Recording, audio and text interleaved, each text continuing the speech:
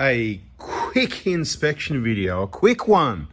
This vehicle has done over 300,000 kilometers and it's still got the original suspension, amongst other things. The original suspension, the original drive shafts, the original wheel bearings, the original upper and lower control arms and ball joints. This one, you can see it's getting a little bit messy, pushing some grease out. So that combined, you can't buy that genuine ball joint separately, you got to get the whole arm. That combined with these bushes that are getting flogged because of the old suspension would be a big contributor. See how those bushes are getting flogged out? They'll last a lot longer if you've got some firmer suspension to go with your bull bar.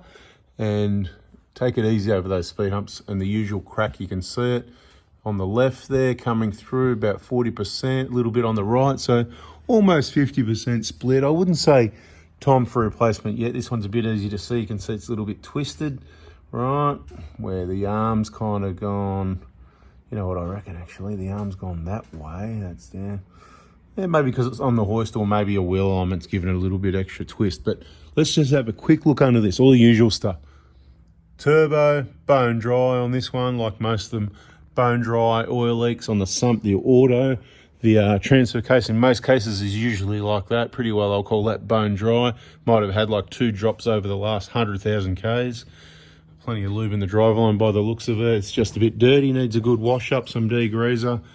Original suspension at the back, of course. Original old wheel bearings. It's probably had pads and rotors. There's plenty of brakes there at the moment. Unbelievable. It's just like a typical old Prado that's just been driven around. I don't know how much it goes off-road or not. I think tyres usually tell a story on a vehicle, how they get used, as far as I'm concerned. Just road grime, dust. I wouldn't say it's a big off-roader as in hard tracks. It's probably been on some dirt roads, some camping trips maybe. I'm not really sure.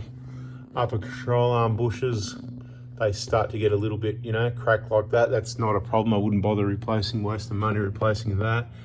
I'll just quickly have a look over this and I'll tell you what I would bother replacing. And all the regulars that watch all the videos that are subscribed with the bell on, that gets changed obviously. That's every 20,000 Ks. This is a really quick look over. I'm just having a look. There's basically nothing to see here. Give it a clean up.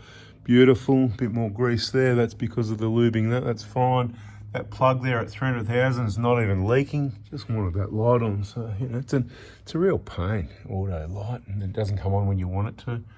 So I can just go like that and go, see the plug, bone dry. So it doesn't mean they always leak. Just keep an eye on it, and when it becomes annoying, you know, the O-ring and the plug thing. I just keep getting dripped by the aircon, dripped in the face that time. Just like some eye drops sometimes. You know, how would you like some eye drops? Look, nothing to see here, right? So what would I be doing? Over 300,000 Ks.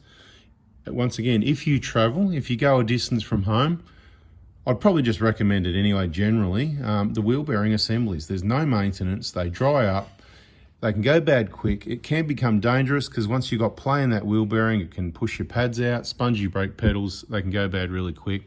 But look, if you're short on money and you want to save, certainly don't travel past 200,000 far from home without having them done as preventive maintenance, in my opinion. Or you can carry some spares, someone else's old ones or something, and the socket and change it on the trip if that's what you like to do. Some people like to do that. I'd definitely be putting a suspension in. I mean, over 300,000 Ks on these shockers, they're going to be flogged as anything. Amazing how good they are though, right? There is a bit of a damage on that boot there by the looks of it. There's a bit of grease coming out. Maybe someone's worked on it at some stage, or, you know, it's just a bit, it's not a big deal. There's going to be no play. It's a bit annoying. I'd have to have a closer look with the wheel off to see what's going on there. Same as the upper ball joints, all normal. You know, the normal sweat on the bottom of the rack boot. That's what you're going to see, both sides. Nothing to worry about. It's just never been cleaned up. Degreaser and a wash, and you won't even notice it for months and months, if not a year or longer. There's a chance it might even just stop later, you know. It's just really minor. Keep an eye on your power steering level. So on this vehicle, it's had the injectors done. It's getting the BFE done now. The tyres are good. I'll be doing front wheel bearing, suspension, and a clean-up. That's about it, really. That's all I can think of. I'll have a bit of inspection around, see if there's anything else. So not a lot of money to spend at 300,000 Ks.